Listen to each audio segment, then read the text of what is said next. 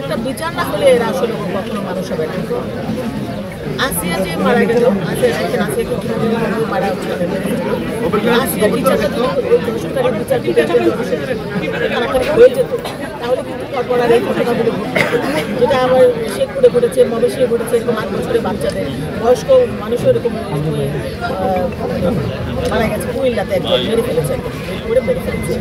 আমাদের দেশটা তারেক রহমান যখন এটা পেপারে দেখেছেন, মানে টিভিতে দেখেছেন, উনি সঙ্গে সঙ্গে কালকে আমাকে করে বলেছেন যে আপনি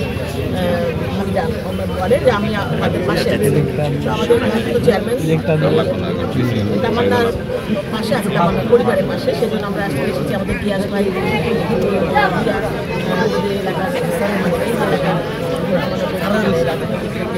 তাদেরকে সাথে নিয়ে আমরা জানাতে এসেছি যে তারেক রহমান এই পরিবারের পাশে আছে।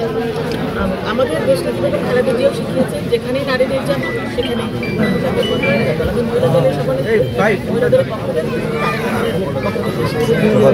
এই যে দেশে সারা দেশে একের পর এক ধর্ষণ চেষ্টা, শিশু নির্যাতনের ঘটনা ঘটছে, আসলে কি মনে করেন এর জন্য দায়ী কে? আমাদের এটা কি প্রশাসন, সমাজ ব্যবস্থা না বিচার ব্যবস্থা? আপনি কি মনে করেন?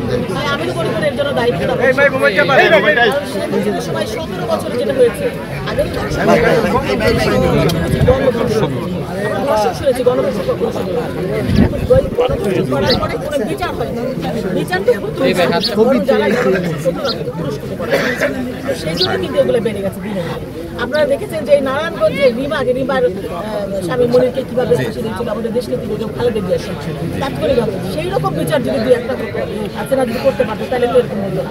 এখন এই নতুন যে সরকার আসছে, আমি আশা করবো অনেকে বিলম্বে, কারণ এই যে সময় না করে, কারণ প্রমাণের দরকার নাই, তো প্রমাণ তো হাতে হাতে দরকার করেছে, জনসমক্ষে লক্ষ লক্ষ কোটি কোটি জনগণের সামনে একদম যে হাজার হাজার জনগণ দেখবে। কারণ যেখানে ফাঁসি দেবে আমরা এটাও চাই না, আমরা চাই যে তার মা দেখবে, বাবা দেখবে, আমরা সবাই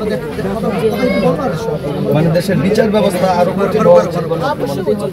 যদি এটা আইনে কাভার না করে, নতুন সরকার এসে নতুন আইন করবে, কারণ জনগণের যেটা চাবে সেটাই আইন, সেই যে আইনে করবে। তাহলে ইসলামিক আইনে করুক, ইসলামিক আইনে তো আছে যে তাদের গণসম্মুখে যে আইনেই করুক, এই আইনটা কার্যকর করতে হবে, জনসম্মুখে করতে হবে। আমি এই সরকারের কাছে আশা করবো যে খুব দ্রুত এই বিচার কার্যকর করবে, কারণ এরকম বিচার যদি জনসম্মুখে করা হয় তাহলে কিন্তু অন্য যারা এটা অ্যাটেন্ড নিবে তারা কিন্তু 10 বার চিন্তা করবে, ভয় পাবে, তো সেটা অবশ্যই করে যাবে।